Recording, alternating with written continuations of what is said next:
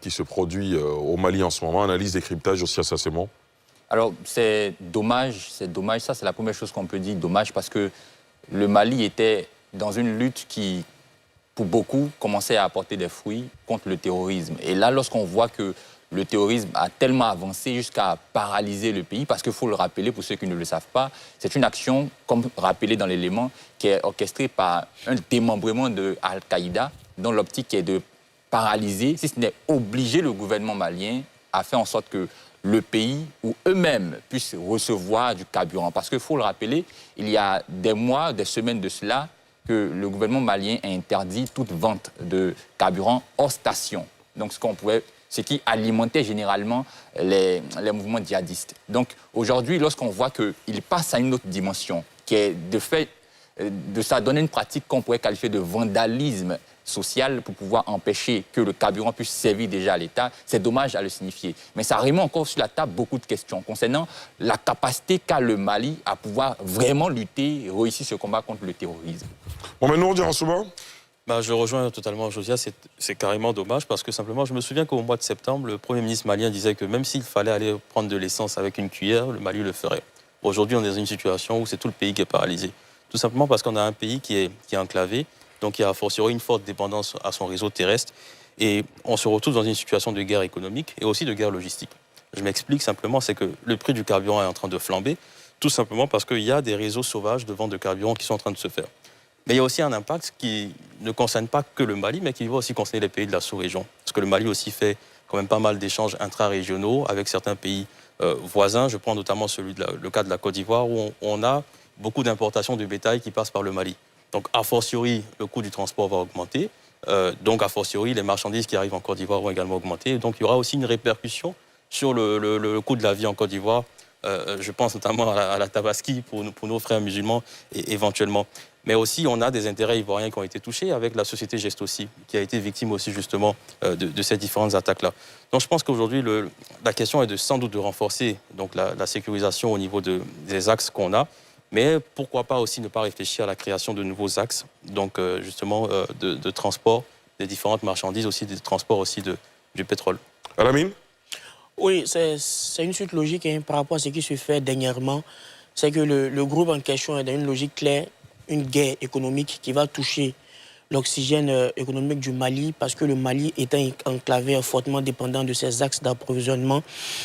C'est dommage pour nos frères maliens. Après, le gouvernement parle d'une problématique ponctuelle. Pourtant, on voit que ce n'est pas une problématique ponctuelle. On va de dégradation en dégradation. C'est une vraie carence de gouvernance. Et cette carence de gouvernance-là ne peut se régler qu'en une situation normale où les institutions de la République fonctionnent. La gouvernance est tellement vaste, est tellement épaisse que la question de la sécurisation d'un pays n'est pas forcément tributaire de libérer Kidal. Donc, quand on libère Kidal, il y a 100 autres poches de problématiques qui peuvent s'ouvrir et paralyser le pays, comme la question qu'on est en train de mentionner. Donc pour moi, le gouvernement va essayer de trouver des réponses ponctuelles qui ne vont pas régler le problème dans sa sphère fondamentale. Donc il est mieux aujourd'hui de... Sinon, est-ce que le régime encore va tenir jusqu'à un certain niveau? Parce que ça se sent dans toutes les micro-activités de la vie au Mali, les foyers, les ménages, les activités commerciales, tout est bloqué. C'est compliqué, c'est difficile. Il faut vraiment revenir en arrière, il n'est pas encore trop tard pour voir... J'ai lu quelque part un observateur qui faisait un développement selon lequel il devrait avoir une solidarité africaine jusqu'au sommet de l'Union africaine, par exemple, pour venir en aide au Mali. Mais vu les derniers développements géopolitiques et géostratégiques qu'il y a avec le Mali, est-ce que c'est une piste envisageable? C'est un mirage, parce que la solidarité africaine peut se faire lorsque la sphère sous-régionale africaine est renforcée.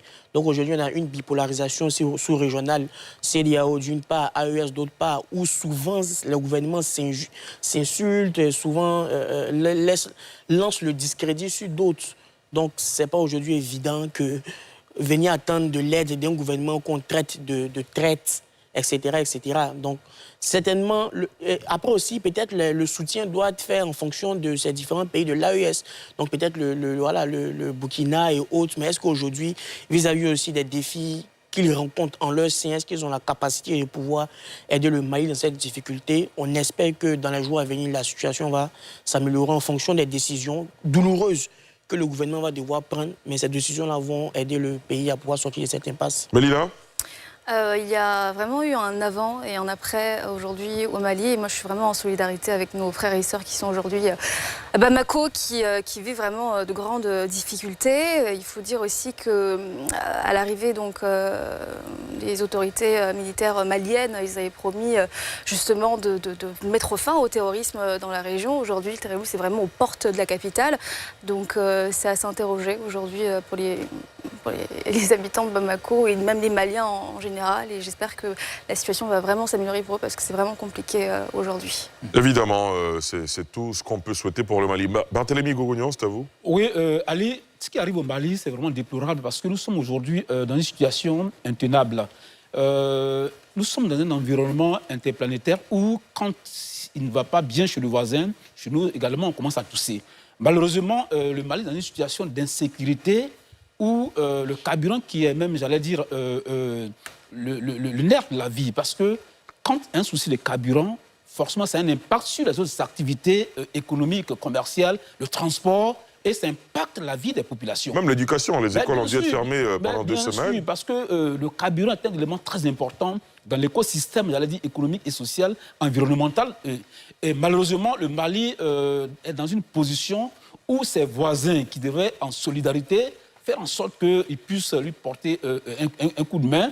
Malheureusement, avec cette histoire de AES, où on ne voit pas très bien la tête ni la queue, c'est compliqué. C'est compliqué, mais ce qu'il faut craindre, cette affaire de terrorisme, d'Al-Qaïda, qui continue de sévir dans ces pays-là, nous, en Côte d'Ivoire, on devrait faire attention. On devrait faire attention parce que, ça a été rappelé, le bétail, c'est là-bas que ça quitte. Mais quand le bétail vient, il vient par des camions. Mais quels sont ceux qui sont dans ces camions-là? Il faut renforcer notre sécurité sur les frontières. Il ne faut rien négliger. Parce que ce qui arrive au Mali, aujourd'hui, il faut faire très attention au niveau de la Côte d'Ivoire. Très bien. Maintenant, on dira Souba. Oui, je pense que c'est le... Est-ce que vous entrevoyez, par exemple, des solutions? Est-ce que par la voie diplomatique, on peut renouer avec des pays, même si les relations diplomatiques sont très tendues, un pays comme la Côte d'Ivoire, est-ce que ça fait partie, vous pensez que les autorités de Bamako envisagent un schéma comme celui-là? Non, je pense pas. Je pense pas que les autorités de Bamako envisagent ça parce que totalement, ils ont échoué dans leur politique diplomatique aujourd'hui. Mais je pense que c'est aussi dans l'intérêt de la Côte d'Ivoire comme des autres pays de la sous-région d'entamer une meilleure relation diplomatique avec le Mali parce qu'il y a un premier défi, c'est celui de l'immigration. Vous savez, si le coût de la vie devient à un moment donné un peu trop pesant au Mali, vous allez avoir ces flux de... Un flux important vers la Côte d'Ivoire. Important vers la Côte d'Ivoire ou d'autres pays. Comme on l'a connu avec le Burkina, quand il y a eu des attaques... Absolument. Donc c'est vrai qu'on est un pays hospitalier, mais je pense que quand même il faut prévenir ce fléau-là. Le deuxième point que j'avais mentionné tout à l'heure, et qui a été aussi corroboré par notre confrère, c'est le coût de la vie en Côte d'Ivoire. Donc il y a un impact qui est là. Donc il y a un risque aussi de grogne au niveau de la Côte d'Ivoire sur le coût de certaines denrées ou de certains produits qui proviennent du Mali. Donc c'est dans l'intérêt aussi de la Côte d'Ivoire de renforcer cette collaboration-là diplomatique avec le Mali. Et enfin, pour terminer, on a parlé du fait qu'il y ait des écoles, des universités qui ont été fermées. À long terme, en tout cas, c'est une génération qui va être touchée. Donc c'est dans l'intérêt du Mali, justement, de mettre l'ego de côté, je parle notamment du gouvernement, de mettre l'ego de côté, de renforcer la collaboration avec les différents pays de la sous-région. Sinon, justement, c'est plusieurs générations qui vont être touchées, qui vont être impactées, et cet impact-là va aller au-delà du pays, va toucher aussi la sous-région.